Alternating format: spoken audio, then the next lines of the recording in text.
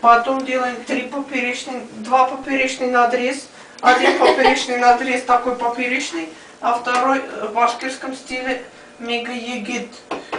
Знаете, почему сосиски называют член егета?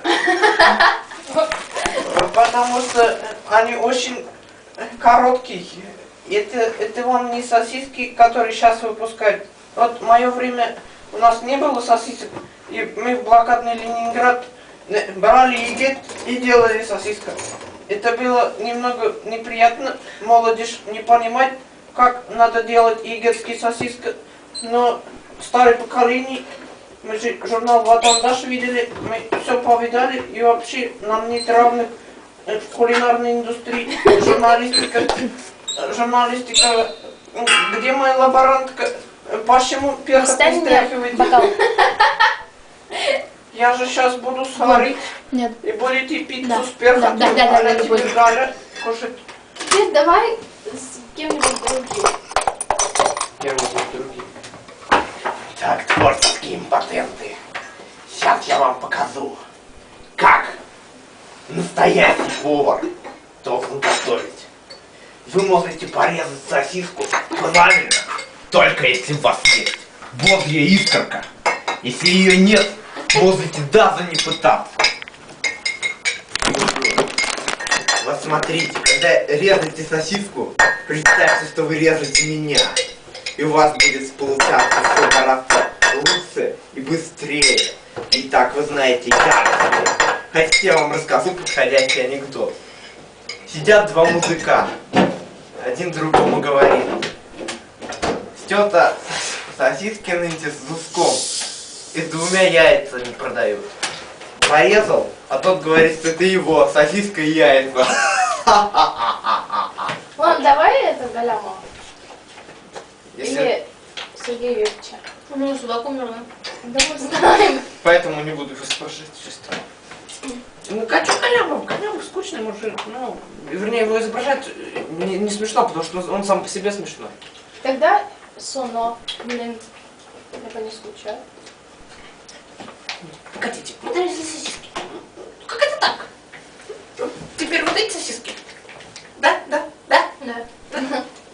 Вот. Ого! Я угадала. Итак, сосиски русские без сои.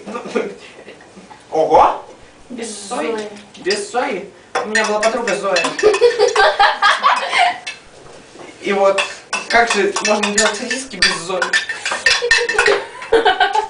Сосиски русские еще длиннее, чем сосиски егетские. Это меня наводит на мысль, что у Харатьяна больше. Он же русский? Нет, она... Нет. Погодите, он армянин. Как это так? Скрываем сосиску. Скрываемся. Скрываемся? Если честно сказать по правде, вот эти сосиски меня не очень впечатляют, поскольку какие-то черные точки пахнут они странно. Не, серьезно. Резко. Да нормальные это сосиски. Почему они черные? Они русские, наверное, тут какая-то начинка, хрен. Перец нам. Сосиски с перчиком. Что у нас там еще есть? КСЕ. Мы режем сосиски. Но об этом позже. После точки ставим вот так, как я буду ставить вас на зачете. И вот теперь мы режем сосиски. Режем сосиски ножом. Режем. И вот они падают. А мы режем. И они падают. Это сосиски. Это ремикс какой-то. У меня в руках ножик. Вы заметили?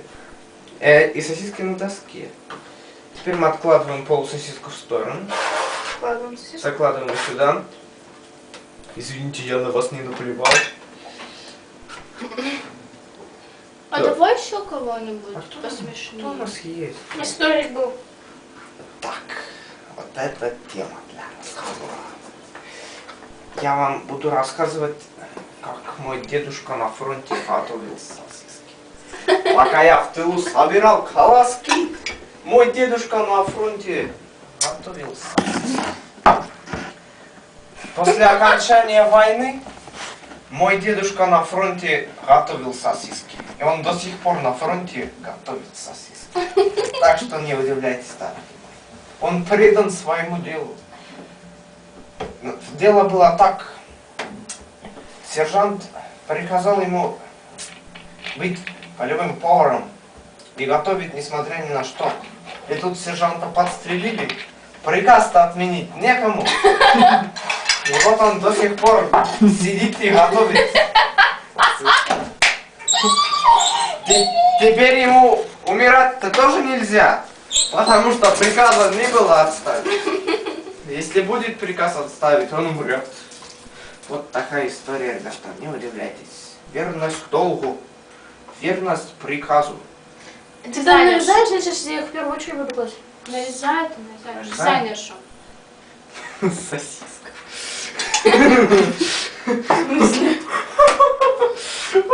Я так люблю сосиски. Резать. Особенно студентам. На зачете. Когда было отменено крепостное право, не знаешь? Сейчас узнаешь. Вот так, вот так. Хрен вы мне зачет сдадите. Давайте мне папки, делать аппликацию, режьте, можете и сосиску приклеить, я хоть поем. Преподаватели ведь мало получают нынче. Хоть поем по-человечески. Хотя, может быть, после зачета наемся. А то так-то вы мне вряд ли сдадите. Милые студенты.